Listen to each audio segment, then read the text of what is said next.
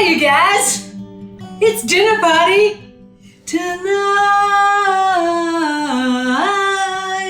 Dinner party tonight with me and Leonard. We're still in New York on pause. Sorry. Oh, my sweetheart. He got a little eye thing again, but he's doing pretty good.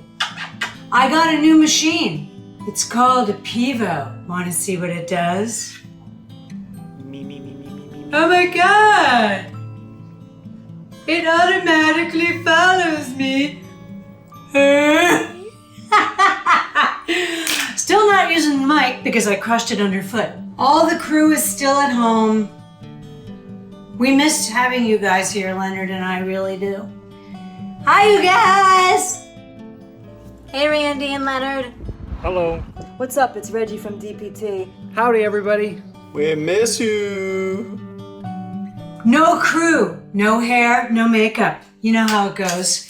At least you can't see the tripod this time. Anyway, last episode we made pappardelle, which people seem to be kind of excited about. So we made the pappardelle.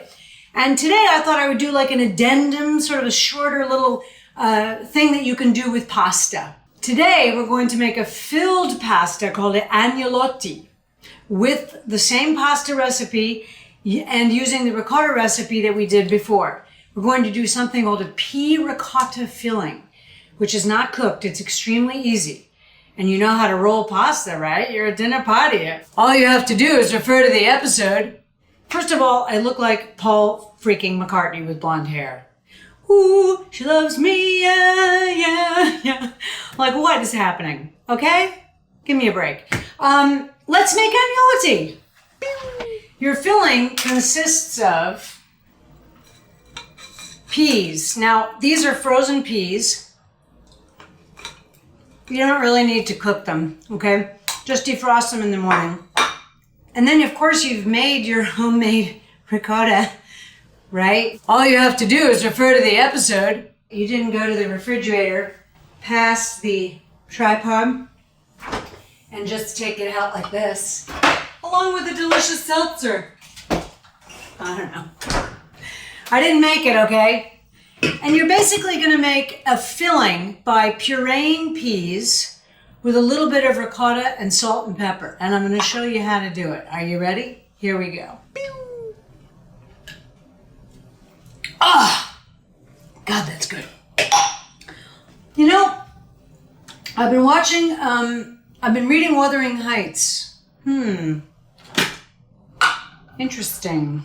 The people in that story could not be more totally psychotic. And I mean psychotic. Put some peas in here, like this.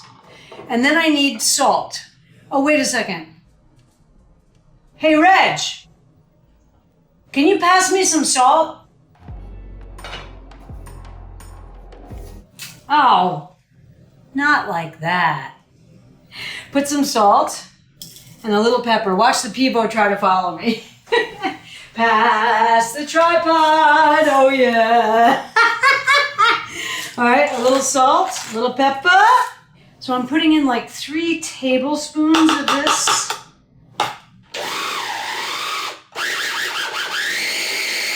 Okay, let's take a look. Pretty good. Okay, it looks like that. So I'm gonna actually do it a little bit more. I'm gonna taste it. Needs more salt. Don't throw it, Reg! Okay. Beautiful. We are gonna put it in a piping bag. It's not that big a deal. I'm sitting down, which Lynn would never allow. Let's do a piping bag. It's a small one, so I'm not gonna make a big fuss. Said the actress to the bishop. I'm just gonna take the spoon, take the, it's actually called farce in French. It just means stuffing, or force meat, yes? No, that's not what that word comes from. You know, this is an amazing thing because it looks so fancy. And the truth is it's really hard, like I said before, and really easy. You can do this on your first attempt, but the 20th time you make agnolotti, it'll be much better. I don't think Nick's gonna like this, that it's moving so much. Stop moving. Stop moving, pivot! The next time we shoot, everybody will be here. Okay, so I'm just gently twisting the top, and it won't, of course, push down because there's no hole. And I'm just gonna put this in the refrigerator while we roll out our pasta, which I'm not gonna show you because you already know how to do that. So here we have our beautiful rolled out pasta. It looks lovely. All I need now is a little flour. Hey, Lenny, can you give me some flour? That's not nice. That's not nice. Anyway, Lynn overfloured for us, but it's okay. All right, so we have our 3 lovely sheets here. There's a third one in front that you can't really see. And now we're gonna get our piping bag. Here we go on a little walk with the Pivo. It's not following me. Okay, great. I learned something about the Pivo. Runs out of batteries kind of quickly. So it's not gonna follow me over to the refrigerator. Oh, it didn't work. I'm getting my little farce, okay? Hey Nick, do you have any scissors?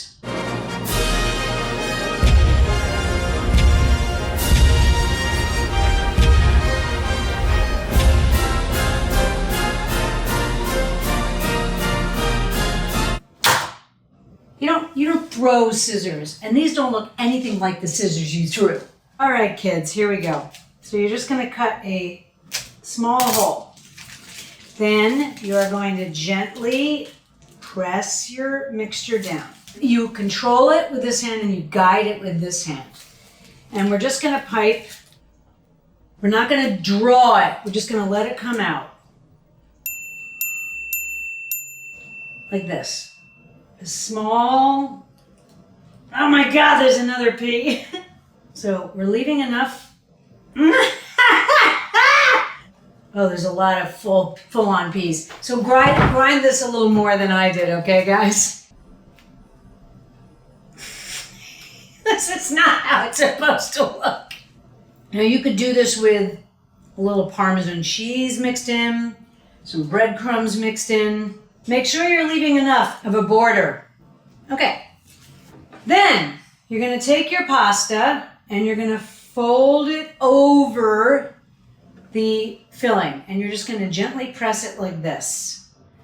But you're gonna sort of try to crimp it in a little bit. These should be small and delicate. The pasta should be very thin. Roll it thinner than you rolled the pappardelle. Pinch by pressing, right? Little tiny squares or rectangles. Here's a rectangle. And you might feel air come out and stuff like that, which is fine. Look at that. Mine's a little misshapen because I wasn't careful when I did the peas. What are you gonna do? Then you're gonna take a knife. You can use one of those wiggly pasta cutter things. And you're gonna do a decisive action, cutting a neat line, releasing your pastas, right? And then you're just gonna go like this, right? Now the truth is, you could drop these in the water just as the little bed pillows, okay? And they'd be just fine. Traditionally, they have this little bump so that the sauce goes in there. And believe me, Italians, I know how wrong I am, but please understand, I have zero pretense of knowing how to do this, okay? But we thought it would be fun to do something like this for quarantine because you always see me blazing through stuff I know how to do. And we're gonna dump these into some rapidly boiling water, and I'll bring them back.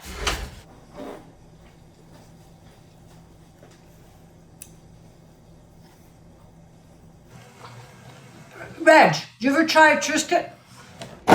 Look at the box. Look at the box.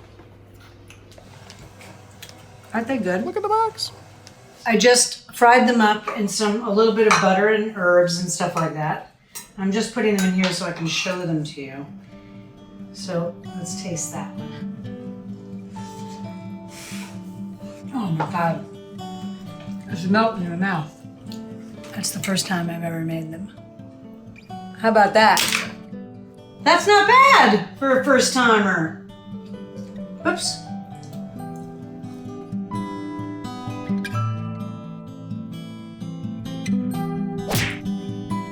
You can do it.